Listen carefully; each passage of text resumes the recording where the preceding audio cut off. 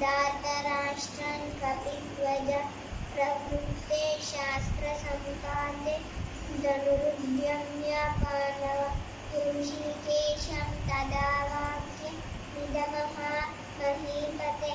భావం ఆ సమయంలో పాండుసుతుడైన